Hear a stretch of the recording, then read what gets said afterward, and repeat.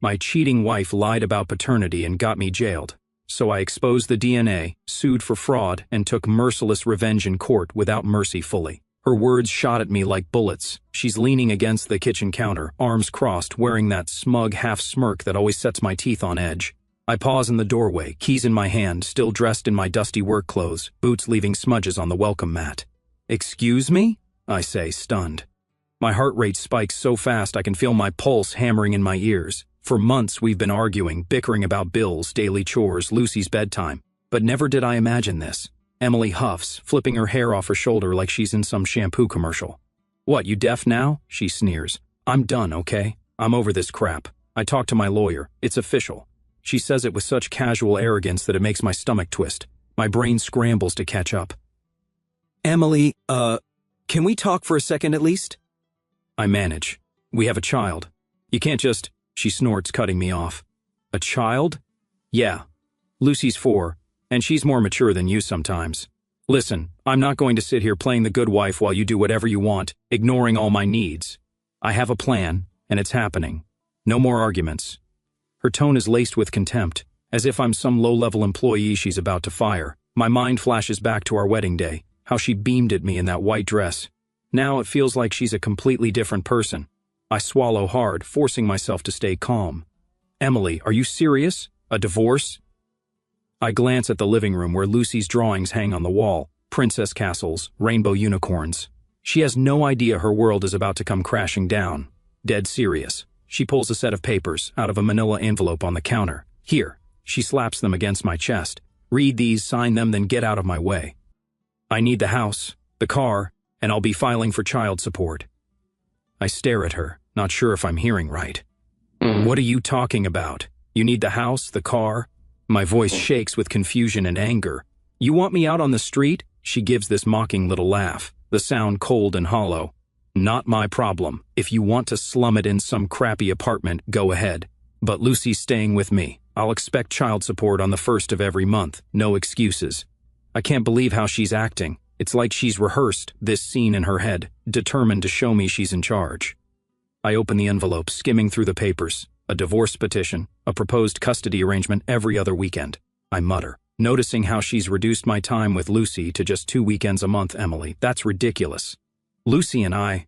She fixes me with a glare that sends a chill down my spine. "Lucy and you what? You're never around anyway, always working late, always complaining you're tired. You think you're father of the year or something?" She leans forward, her voice dropping to a scornful hush. "I'm done catering to your schedule. Lucy's my daughter, and if you can't keep up, that's on you." Before I can protest, she rolls her eyes and mutters, "God, you always act so shocked. Look, sign or don't sign, the court's going to side with me anyway. I've got a good lawyer, a job, and I'm the primary caregiver." She lifts her chin, smirking. "What do you have besides some overinflated ego?" I grit my teeth, trying not to snap. "We've been married for 5 years, together for 7. I've provided for us. I pay the bills, the mortgage, Lucy's daycare, groceries, everything." She snickers, tossing her hair again. "How sweet. You want a medal for doing what you're supposed to do? Don't make me laugh, okay? Just shut up and sign." I glance at the documents, my vision blurring with anger and disbelief. "I'm not signing anything right now," I say, my voice cracking. "I need to talk to my own lawyer first." Emily heaves a dramatic sigh, clapping her hands slowly in mock applause. "Wow, big man gonna lawyer up. Good luck affording one." She points a manicured finger at my chest. "This is happening. I'm done with your lazy ass, and Lucy, she's staying with me. You can get her every other weekend maybe." My ears ring with the sheer cruelty of her tone. I snap the folder shut. "Fine," I say, stepping away before I lose my composure. "I'll call an attorney. I'll fight you on custody." She arches an eyebrow, lips curling. "Fight all you want, honey. You'll just end up embarrassing yourself." Then she pivots, marches down the hallway and slams the bedroom door. It's like she can't stand the sight of me for another second. I'm left standing in the living room, trembling. Lucy's door is cracked open, her stuffed animals visible on the rug. My sweet little girl has no clue her mother and I are on the brink of a nuclear meltdown. All I can think is, where did this come from? Sure, things have been rough, but we have a daughter. Doesn't that mean something? I blow out a shaky breath, slip the papers into the envelope, and place it on the coffee table. I need help, somebody, anybody. My mind scrambles for a plan, but the only thing I know is that I can let Emily walk all over me. Not when Lucy's future is at stake.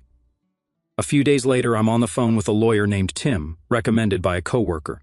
We set up a consultation. Meanwhile, Emily is in full Queen of the Castle mode at home, ignoring me unless it's to deliver some scathing remark. She's packed half my stuff into boxes, stacking them in the garage as if I've already moved out. The tension is thick enough to choke me. That Friday, Lucy returns from daycare, and Emily announces she's going out with friends. "Don't let her stay up all night," she snaps, glaring at me from across the living room. "I'm not picking up your slack if she's grumpy tomorrow." My jaw tightens. "I know how to take care of my own daughter," I say.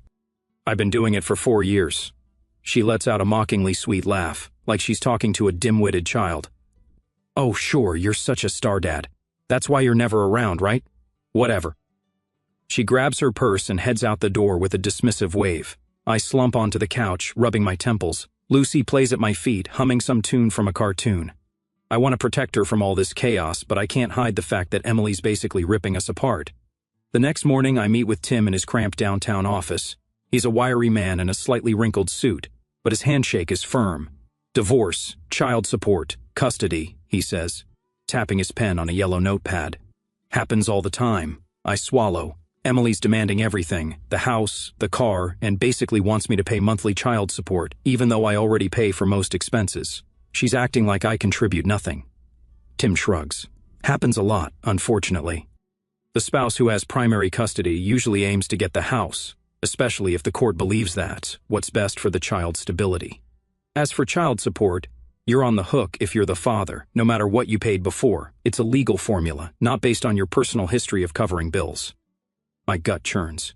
"She also wants to limit me to every other weekend with Lucy," I say, voice tight. Tim adjusts his glasses, scribbling notes. "Standard arrangement, I'm afraid. We can fight for more time if you have a strong case. Judges sometimes grant 50-50 custody if you can prove you're an equally capable parent." "She's turned so hostile," I murmur, acting like I'm the enemy. "I never saw this coming." Tim folds his hands, giving me a sympathetic nod. "Divorce can bring out the worst in people. The key is to keep your emotions in check, gather your financial documents, and let me handle the legal side. Don't get sucked into her mind games." I nod, though I feel nauseous. We talk specifics about the house, the mortgage, our finances. Tim outlines the next steps. We'll file a response to her petition, fight for shared custody. "But be prepared," he says. "It's going to be costly and draining." Stepping out of Tim's office, I feel a pang of dread. Emily's arrogance, the venom in her voice, the mocking taunts. This is just the start of a legal war, and Lucy's caught in the middle. Sure enough, over the following weeks, Emily does everything in her power to make me miserable. She mocks me for losing weight. "Can't handle the stress, big guy?" she jeers, passing me in the hallway. She sneers at me when Lucy asks me to read her a bedtime story. "Oh, look who finally has time to tuck his kid in," she says, arms folded. I've taken to sleeping on an inflatable mattress in the makeshift office. Every day feels like a punishment, yet, ironically, Emily hasn't forced me out of the house completely. I think part of her enjoys lording her power over me, like she wants to watch me squirm before she finally shows me the door one evening. Lucy's in bed, and Emily corners me in the kitchen. "Hey," she says in a low voice. "When are you moving out? I'm sick of seeing your face." My hands clench at my sides. "I'm not moving out until the lawyers settle everything. I have every right to be here." She scoffs. "Right, because you're so innocent. Listen, I'm not playing games. You're on borrowed time. Once the court finalizes, I'm changing the locks." "That's not how it works," I say through gritted teeth. "You can't just change the locks." She throws her head back, letting out a harsh laugh. "I can do what I want, and trust me, the judge won't bat an eye." "God, you think you're so smart. You're pathetic." "Emily," I say, trying to keep calm, "this is our family's home. Lucy's home. Don't you care about stability for her?" Her stare hardens. "I care about not living with you, and Lucy's better off watching me be strong than watching you whine about how unfair life is." Boo-hoo. It's like talking to a brick wall. Her hostility is relentless, each word sharpened to cut me deeper. I swallow my anger and walk away. As if the tension at home isn't enough, my job is also on the line. The constant stress, the arguments, taking time off for court appointments, it all piles up. My boss, Mr. Grant, pulls me aside one day and says, "Your performance is slipping, man. What's the story?" "I'm in the middle of a nasty divorce," I admit, rubbing the back of my neck. "Custody battles, the works. I'm trying to keep it together." He shakes his head. "I get that you're going through it, but we have a business to run. Clients are complaining about deadlines.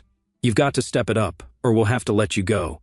Inside, I'm panicking. 15 years on this job, and suddenly it's on shaky ground because of everything going on at home. I force a smile. I understand. I'll get back on track. But as weeks pass, balancing Lucy's care, the confrontations with Emily, and my workload becomes impossible.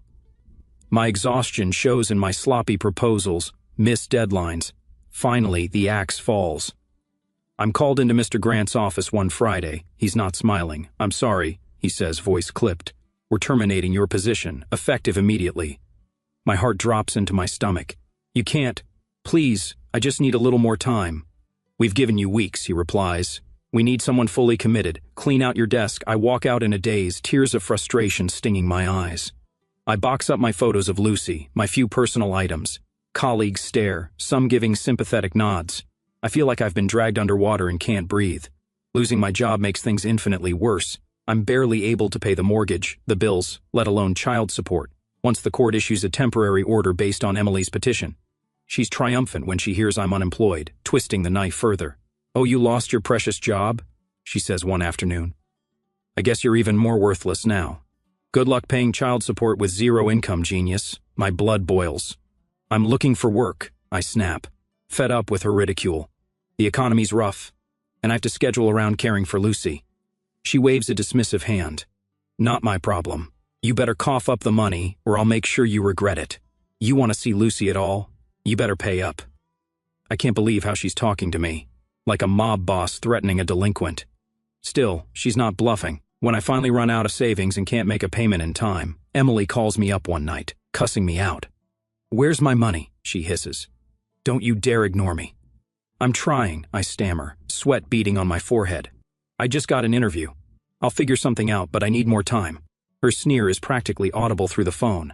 "More time, my ass. I told you I'd make life hell if you messed with my finances. I'm done playing." She hangs up. Sure enough, days later, at 6 a.m, there's a furious pounding at my door. 2 cops stand there, asking if I'm me, reciting my rights, arresting me for unpaid child support. My neighbors peek through blinds and windows, watching as I'm handcuffed and escorted to a squad car. I feel like a criminal, but all I did was lose my job. My mind reels on the ride to the station. Lucy's face keeps flashing before me. How do I explain to her that her dad was put in jail because he couldn't afford a check? This is insane. Because it's a weekend, I can't see a judge until Monday, so I spend 2 nights in a holding cell that smells like sweat and bleach, with strangers who are in for God knows what. The clang of metal doors opening and shutting echoes in my head. I keep my gaze low, not wanting to invite any trouble. When Monday comes, I shuffle into a tiny courtroom in an orange jumpsuit, wrists cuffed. The judge barely looks at me as he reviews my case. "Non-payment of child support, repeated warnings," he intones. "I'm sentencing you to 5 months in the county detention center." I gape at him, numb with disbelief. 5 months for losing my job and missing a couple of payments? My court-appointed lawyer tries to argue that I was looking for work, that it's a hardship, but the judge is unmoved. "That's the law," he says, banging his gavel. Next thing I know, I'm at county, wearing another jumpsuit, this time in a crowded dormitory with 50 other men. The smell of unwashed bodies, stale food, and disinfectant assaults my nose. I bunk with a guy who nods at me but doesn't bother making conversation. The background noise never ends, shouting, coughing, random footsteps. My anxiety is at a permanent high. I keep my head down, do what I'm told, try not to make waves. But at night, when everything quiets, my thoughts tear at me. Emily's smug face creeps in, mocking me for failing to pay. Lucy's sweet smile haunts me, not knowing why Daddy disappeared. I feel a toxic mix of sorrow and rage. How did my life spiral so fast? 3 weeks in, I get a letter. I recognize the return address. Brandon, an old buddy who used to come to our barbecues. We drifted apart a couple of years ago. My hands shake as I open it. The noise in the block is loud. Some guys are arguing, others playing cards, but I tune it out. Brandon's words hit me like a sledgehammer. He's sorry he kept quiet, but he can't take it anymore. Emily's been cheating on me for years.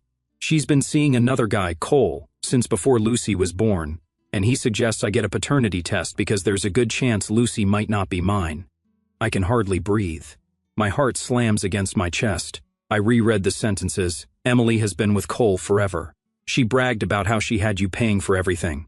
I think you need a DNA test. Sorry, man. My head spins. Images of Emily's smug grin. Those nights she claimed she was running late at the store. The secretive phone calls, the weird tension with certain male co-workers. Now it all makes sense. If Lucy isn't even mine, then I've been paying child support, going to jail, losing my job for a child Emily tricked me into raising. Anger seethes through me. I crumple the letter in my fist, pressing it against my forehead. My bunkmate glances over, but I ignore him. All I can think is, the minute I'm out, I'm getting that test, and I'm making her pay. Sleep is impossible that night. I'm caught between heartbreak and fury. Lucy is the light of my life, but if she's not my biological daughter, what does that even mean? The emotions churn in a swirl of confusion. My release day finally arrives. It feels like forever since I breathed fresh air. The guard hands me my clothes, the ones I wore the morning I was arrested. They don't fit quite the same. I've lost weight. My reflection in the dingy mirror shows new lines on my face. When they buzz me out the front doors, the sunlight feels blinding. I have no job, no savings, no house to call my own. But I have a plan. See a real lawyer, get a paternity test, and then make Emily face the truth. I hail a cab with the few dollars I have left. My parents offered to pick me up, but I wanted to do this alone, free of pitying eyes. I meet a lawyer named Daniel, a friend of a friend. He has a small cluttered office, but a reputation for being tough in court. I explain everything, the divorce, the child support fiasco, jail, and Brandon's letter about Emily's affair and Lucy's uncertain paternity. Daniel listens with a grim expression. When I finish, he says, "This is serious. If Lucy isn't yours, then Emily committed fraud. You have grounds to sue for damages, possibly to recoup child support. You can also request a court-ordered paternity test immediately." I nod, my throat tight. Let's do it. I need to know the truth. This can't go on. Daniel taps his pen on the desk. Brace yourself. It might be messy. Emily won't go down quietly. She might stall or challenge the test, but we'll push for a judge's order. When the day comes for the paternity test, I find myself in a clinical office building, the walls painted a dull beige. Emily arrives with Lucy, looking haughty as ever. She's wearing designer sunglasses perched on her head, lips curved in a sneer. As soon as Lucy sees me, her face lights up. "Daddy!" she cries, rushing into my arms. Emotion claws at my chest. I hug her tight, inhaling that strawberry scent from her shampoo. Emily stands behind her, arms crossed, giving me a look that says, "Don't you dare try anything." The nurse calls us in. Lucy is oblivious, giggling when the nurse swabs her cheek. I hold Lucy's hand, trying not to crumble inside. Then the nurse swabs me. Emily refuses to meet my eyes. Afterward, in the hallway, Emily corners me. "What, you think you're clever?" she hisses under her breath. "Dragging us here for a stupid test? You're wasting your time." I clench my jaw. If Lucy's mine, then I have every right to be in her life. If she isn't, then I deserve to know. It's that simple. Her lip curls. "You're such a pathetic loser. Even if the test says what you want, you can't afford the child support anyway. And if the test doesn't go your way, well, guess you made a fool of yourself for nothing." I inhale slowly, reminding myself not to cause a scene. Lucy tugs on my arm, looking confused. Emily snatches Lucy's hand and mutters, "Come on, baby, let's go," as if I'm some stranger. I stand there, watching them leave, my heart heavy. 2 agonizing weeks crawl by as I wait for the test results. I sleep on a friend's couch, scanning job listings by day, tossing and turning by night. My phone rings non-stop with unknown callers. Bill collectors, maybe. I ignore them. My only focus is that letter confirming Lucy's paternity. When it comes, I sit on my friend's back step and carefully open the envelope. The clinical language stares back at me. 0.0% probability of paternity. Lucy isn't mine. The world blurs. I reread it, praying there's a mistake, but the science doesn't lie. I slump against the step, tears threatening to fall. I think of Lucy's big eyes, her giggle, how she'd say "daddy" with such pure happiness. She's not my blood. Emily played me for a fool. Brandon was right. Once the initial shock wears off, a dark anger rises in me. Emily knew. She used me for years, made me pay every bill, locked me out of Lucy's life, then threw me in jail when I couldn't keep up. And Lucy, she's the real victim here, an innocent child stuck in a web of lies. I grab my phone, call Daniel, my voice trembles. She's not mine. I want to go after Emily for fraud, emotional distress, everything. She can't get away with this. He's calm but resolute. I understand. We'll file immediately. You're entitled to reimbursement, and we can push for criminal charges depending on the state laws. Let's meet tomorrow. I hang up, exhaling a shaky breath. This is war. Emily humiliated me, cost me my job, my freedom. Now I'll see that justice is served. Court day arrives, and my stomach churns with nerves. I'm at the plaintiff's table with Daniel, who flips through a folder of evidence, the paternity test, copies of child support checks, statements from Brandon about Emily's long affair. Emily sits across from us, her lawyer at her side. She looks anxious but still defiant, her chin tilted up, eyes cold. The judge, an older woman with sharp features, calls the court to order. Daniel presents our case methodically, explaining how Emily defrauded me into believing I was Lucy's father, how I supported her financially for years, even going to jail for missed payments. Emily's lawyer tries to defend her, saying she was unsure about Lucy's paternity, that she acted in good faith. Emily puts on a fake remorseful face, but it doesn't match the sneer flickering at the corners of her mouth. She glances at me with contempt, like I'm an insect she wants to crush. Then Daniel calls Brandon as a witness. He testifies about how Emily bragged to him at a party, letting slip she was sleeping with Cole while passing Lucy off as mine for financial gain. Emily tries to interject, hissing, "He's lying! He's always had it out for me!" But the judge warns her to remain silent. When the paternity test is entered into evidence, Emily's facade cracks. She shifts uncomfortably, shooting me a venomous glare. I can almost see the gears turning in her head, looking for a way to slither out of this.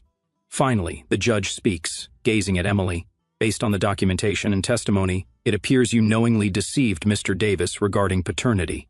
You demanded child support from him under false pretenses, resulting in his incarceration for non-payment. This is fraud." Emily pales, her bravado faltering. I feel my heart pounding with a mix of relief and righteous anger. The judge continues, "You will be responsible for reimbursing all child support paid. Additionally, given the severity of your deception, the court will defer this matter for criminal charges." I see clear grounds for fraud. Her lawyer tries to protest.